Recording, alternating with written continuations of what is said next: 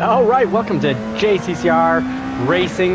We're going to the part 3 in the circuit Spa Francorchamp. So we got the Spa endurance race, and we're covering the tips and tricks for Gran Turismo 7 for racing and getting your 1 million credits, and really I'll also show you how to get the clean race bonus. So you'll actually end up with $1.5 million or credits, however you want to call it. And we're going to talk about tips and especially tips, how to drive faster, how to set your car up, how to go into the pits less often, how to tune the vehicle. So really this is a walkthrough for Gran Turismo 7, or you could call it a driving guide to Gran Turismo 7, or we can also, if you want, call it driving tips for Gran Turismo 7. Now, here's one driving tip.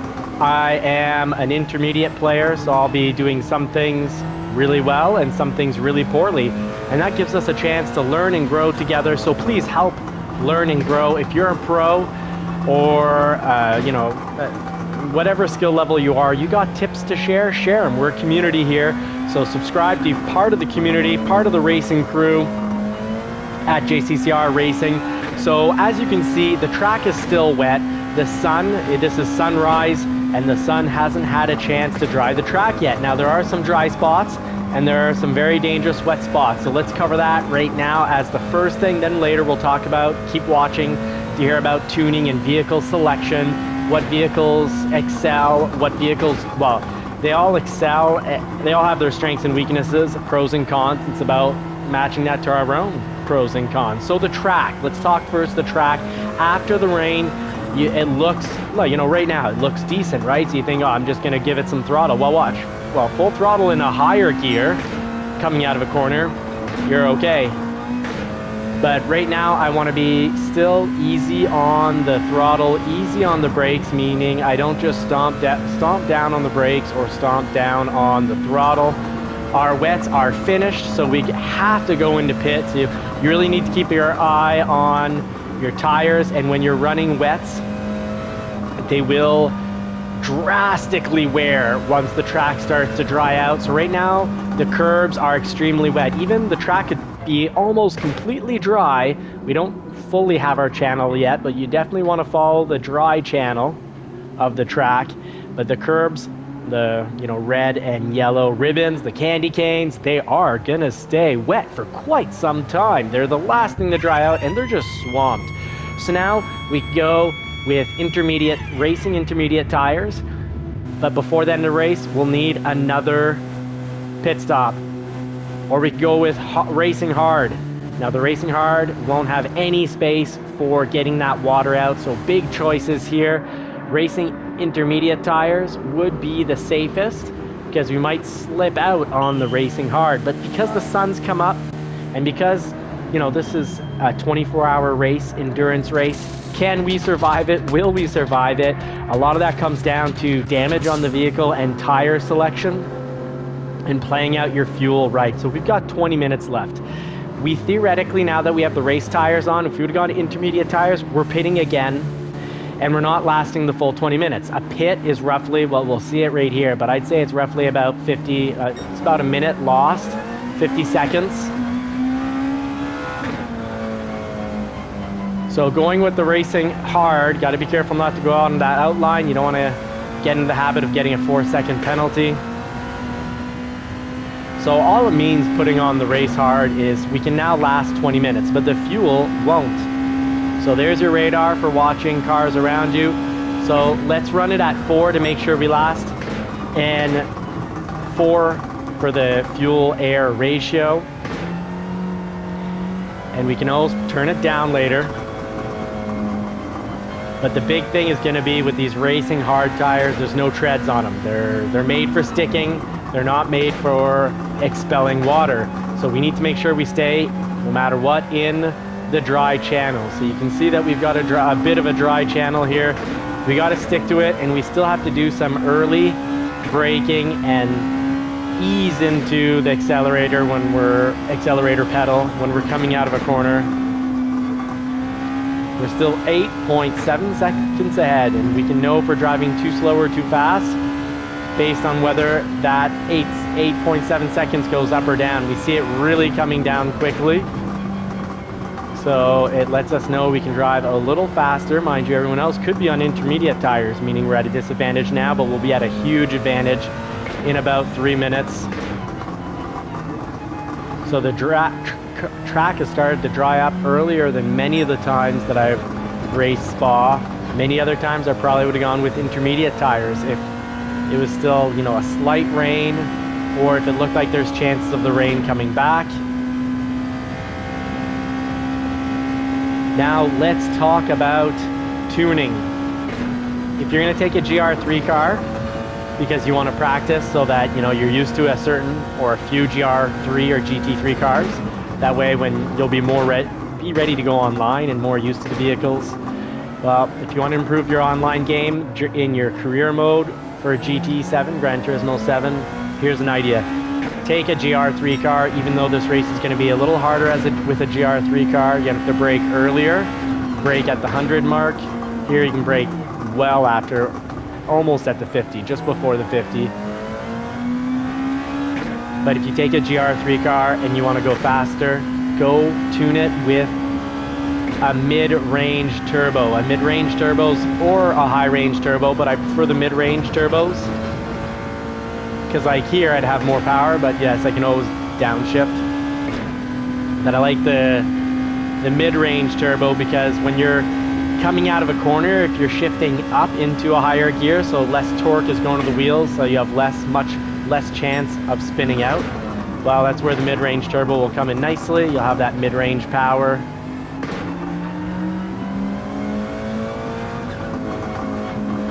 And another trick when the track's wet, there's no shame in turning up the traction control to 5. So you do that here on the D-pad, and already the track's drying out, so I can start dropping it down because it can tolerate some light spinning. And as you can see with the Audi R8 in front of us, his passenger wheels touched the curb, and what happened? He shot up some water. So, oh, and you can see it's a lake out there. That's a sure way to spin out. Now the GTR is a sure way to not spin out. This is great. It handles the water better than, you know, the 911 or the Lamborghini Huracan, the 458 Italia Ferrari. So taking the GTR when you know you're going to get water is a great option. And we took the GR2 GTR, which had a performance points of 853. We tuned it down by putting racing hard tires for the race. And you need to remember, before getting to any endurance race, make sure, don't forget, don't be fooled by the intermediate and full wet tires. Now, this rain isn't a good sign for our choice of going to racing hard. And the clouds in the sky that have come back, it's not great. And being 49 seconds ahead, the smart money, almost. Well, the smart money is the more information you have before making a decision, the better the decision is. So you head over to the map. If the track's going to get wet again, no shame. So hoping this is just a pocket of rain that we're getting.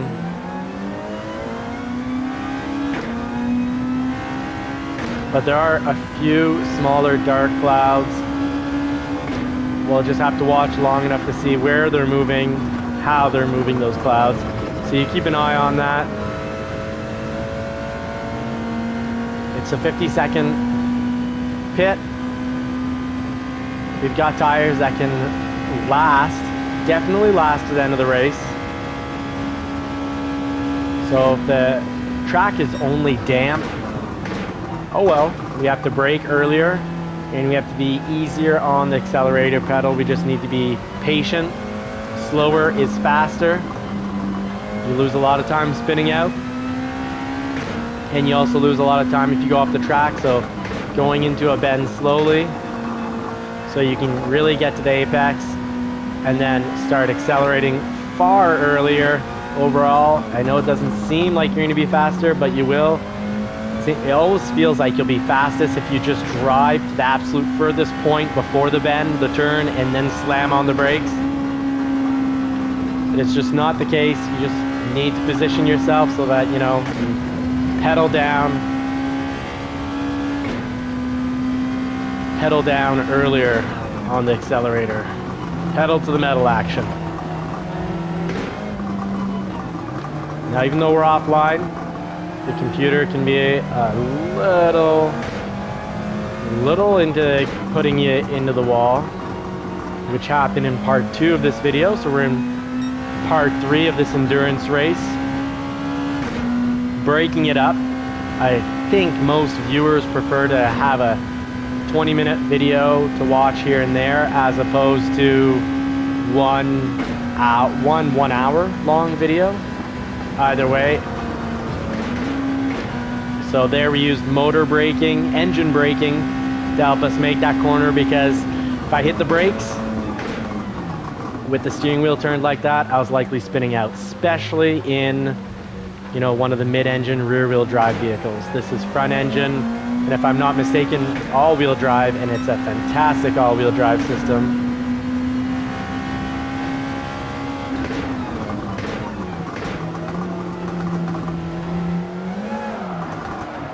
So that is a prime example of what happens when you add too much throttle and the steering wheel is turned. There's the R8, the Audi R8 again. So the more you turn the steering wheel, the less the brake and accelerator pedals can be to the floor. So you need to ease off the accelerator and ease off the brake as you turn in on the steering wheel. So a good demonstration of that is coming right up.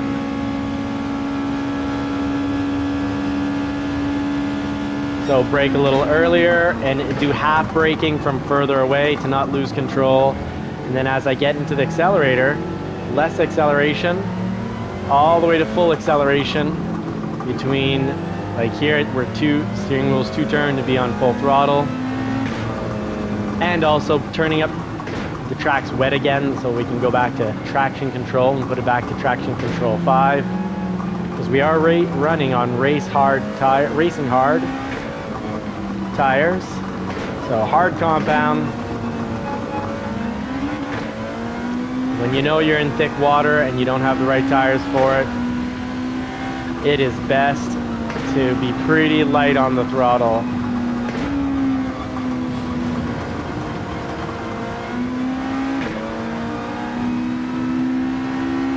Chances are they all have the correct tires for this weather.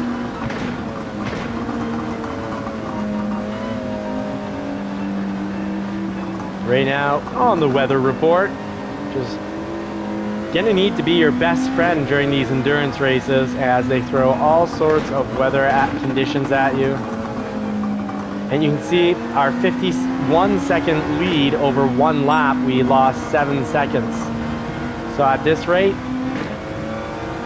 it's not a good sign. Mind you, it all comes down to the weather. If it stops raining the track, we go into the pit now. I'd say I'm looking at the weather report and looking at the clouds, and I'd say the danger is if we go through on wet tires, the track dries up a little, we'll need to pit yet again. And if we go intermediate, they probably should last the last 9 minutes if we're not too hard on them. So let me know what you do. I've just been blocked from the pits, so, and I didn't feel like doing a full stop break and weasel my way into the pit lane. So fate has decided we're going to test out what can race hard tires handle. Oh, lovely. Thank you. Thank you. Thank you. People that I have lapped. Playing aggressively, driving aggressively against someone who's lapped you. Very classy. I'd expect more from an Aston Martin driver. You can have his cup of tea and shove it, because the greatest revenge is success. No need to go back and drive hard into their rear end them, or spear them into the stratosphere, I will just beat them. Half braking, because full braking could definitely get us to spin out. Start in a higher gear so the back tires don't spin. They spin well on wet surfaces. You don't just spin out of the curb, you spin out in the curb, the turn.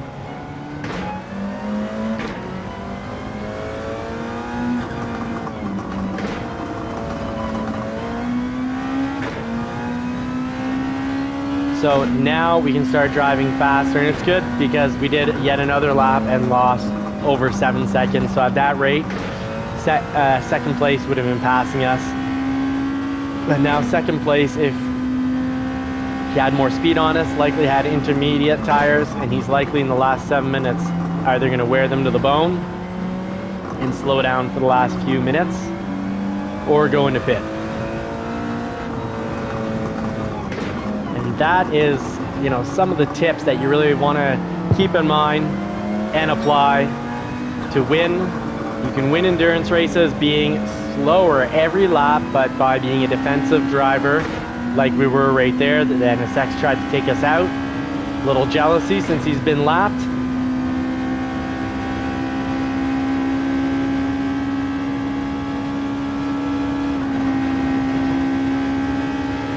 So what we've done, this is a GR2 Nissan GTR GT500. Tuned down the power to 70 or 72%.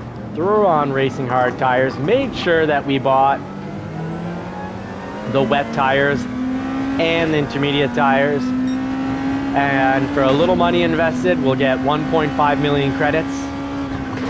Because this race, even if you had some contact with cars, as long as you're not hunting out cars, I've almost always gotten, I think there was once I didn't get the clean race bonus. And even though other cars have hit us, we should still get the clean race bonus.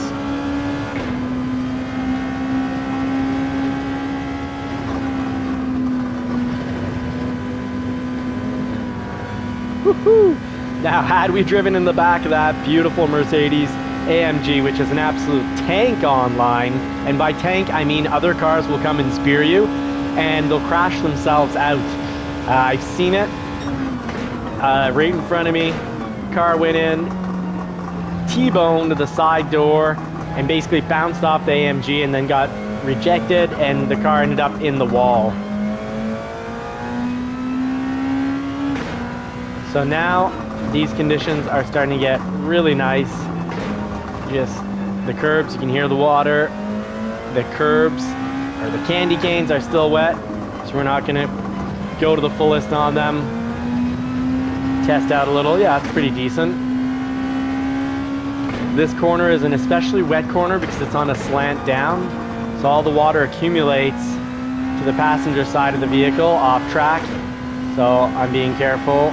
Here, there's a bit of a band, but you can still see there's still some water there. So now we can go back to the fun of driving a little more quickly, faster, and apply some of the tips that we've been talking about. Ooh, inside to outside, and there's still water on that curb because the GTR is fantastic at taking curbs. It's not a car that gets shot off or spun out from going up on the curbs with throttle. So yeah, fourth had to pit. He had his intermediate tires and they're worn out. Last 4 minutes, 3/4 of fuel left. So that's something else you need to keep an eye on, is your fuel. And that means we can turn it up, crank it up, and start getting some lap times with this.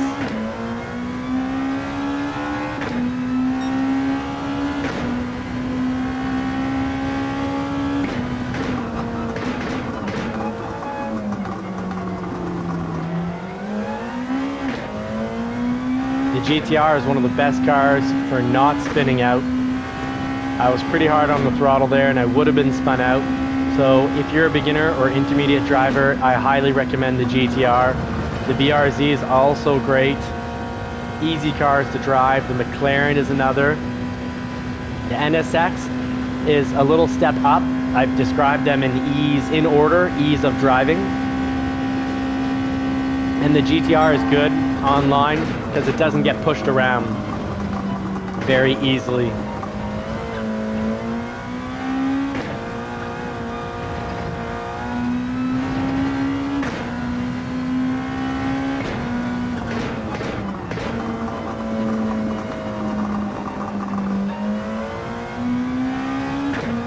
Only thing with the GTR is it does sound like there's a popcorn machine brewing in the back, just pop, crackle, pop, pop, pop when you let go of the throttle.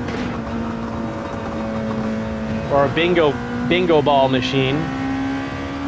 But I don't know too many bingo loving grandmothers or grandfathers that'd be driving this car right here.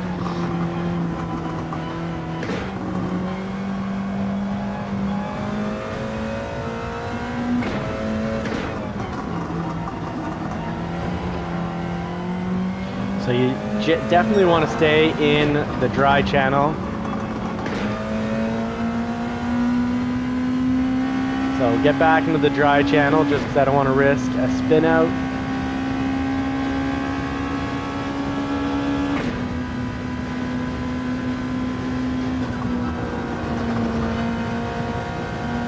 So right there in 5th gear we can go full through without letting off the throttle.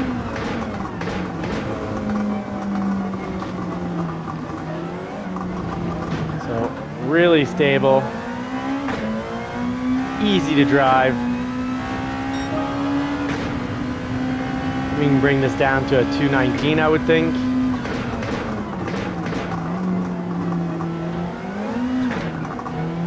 Not if we spin out. So this should be the last lap. Let's see if we can get our 220. Love the Viper. Have to buy it and throw on a cowboy hat to drive it.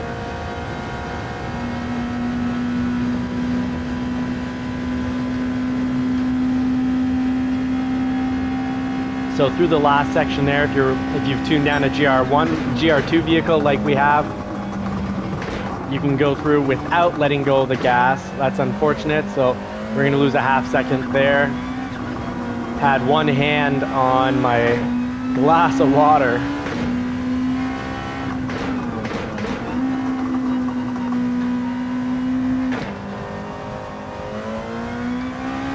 So you want to have the right, you want to be slow into the turn so you can pick the right line and be back on the throttle much, much earlier.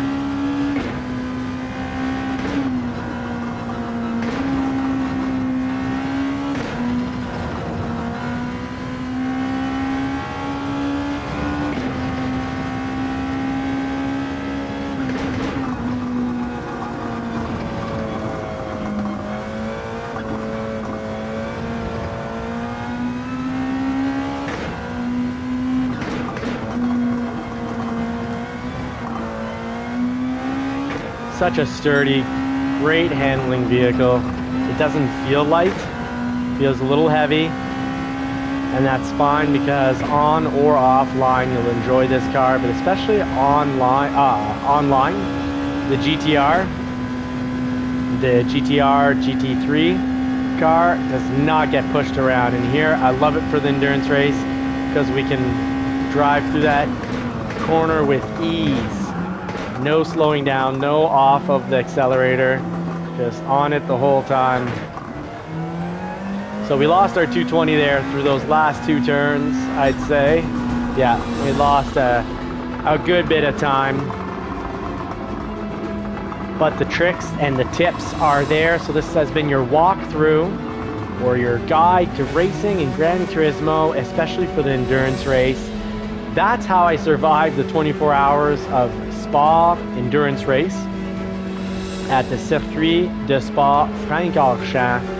I hope these tips, I'm sure these tips are going to be useful. And if you already knew all of them, well, that's great. Thank you so much for watching. Add some comments to help the rest of the community out here, because at JCCR Racing, we're all about community. We're all about learning and growing together. Thank you so much for watching.